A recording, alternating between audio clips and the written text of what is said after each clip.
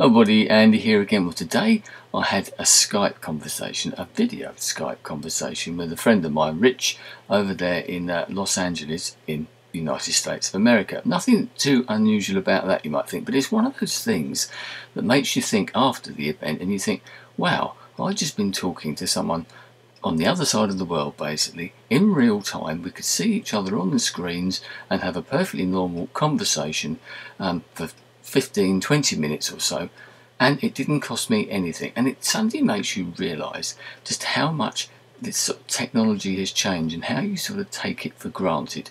All these things that you've got around you, like that particular conversation. I must admit, I don't do a great deal of Skyping, and I don't do a great deal, especially with video, should I say. And when you do it, as I said, it really makes you sit up and think, wow, well, I tweeted about it. I even sort of mentioned it to my wife. I've just been talking to someone in Los Angeles and looking at each other, that time difference and all the miles and everything.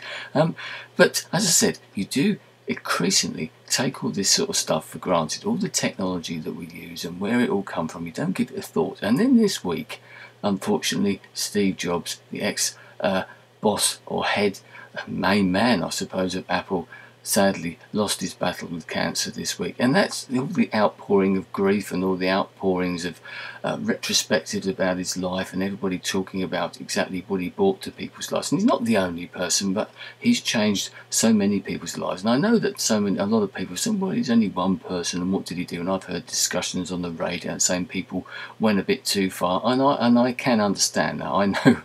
I know a few Apple fanboys, to put it that way. And yes, I've got Apple products. I'm recording this on an Apple product. I've got an iPhone, and I've the other bits and pieces that Apple have done as well, and so many of us have. And there was those sort of ironic things of people whinging and moaning about, oh, this is over the top, Steve Jobs, yes, fair enough, but we think this has gone too far. And it says underneath, Twitter on the iPhone or something, or they tweeted it, or it was done from an iPad or something like that. A sort of very much ironic type of thing going there. But he was one of those people who changed our lives in some ways. Yes, he wasn't up there with some of those ones from the past. I might mention that in a minute, but he certainly changed the way that things are done now. As I said, the fact that, I think it was Barack Obama who said it, but I saw other people saying that it's a tribute to the man and what he did to our lives and the technology that we increasingly use.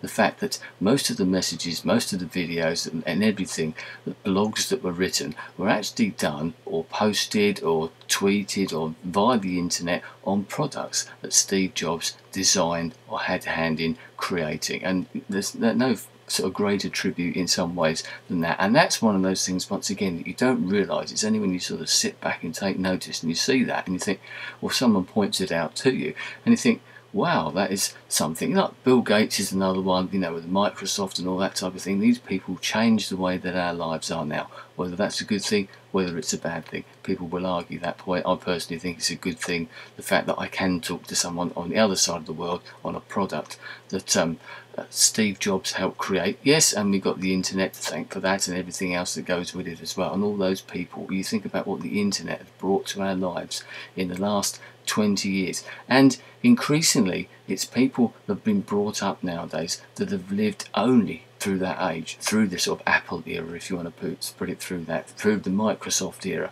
through the internet era as well. You go back, you've only got to go back sort of 30 years or something like that, and the world has changed enormously. I'm one of those people that notice that, and that's one of the problems, I suppose, is that older people, whether it be my age or people that are older than myself, find it hard keeping up, or they've got that sort of strange attitude, but oh no, I can't get involved with that, I can't, it's too technical. It isn't too technical, we all know that. It's especially because of people like Steve Jobs, it's all very intuitive. It doesn't take you long to learn how to use an iPhone or a computer, hence the fact that when you buy Apple products, you get, the first time you buy one, you open the box and you think, where's the manual?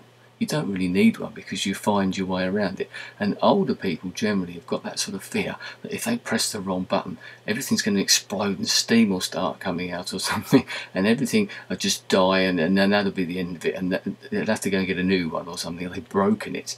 We all know that it's not very easy to break this type of thing. But as I said, we take all this far too much for granted, and we sometimes need reminders, whether it be the death of somebody or whether it be a conversation with somebody on the other side of the world, two completely different and separated events, but two things that make you think about things in a slightly different way. And that's not a bad thing to think about these things and remind yourselves how grateful we should be for those people who brought us all this sort of technology or help us to bring this technology, whether you like it or whether you don't. But I think the majority of people who buy Apple computers or anything that Steve Jobs has handed, or even watch Pixar films and things like that, something else that we have to thank him for, is regenerating the movie business, especially in the way that he did with things like Toy Story. That revolutionised the movie business. Yes, I know we have Walt Disney, but they changed it. They added little elements to it, a bit more fun, etc. to it, and changed it.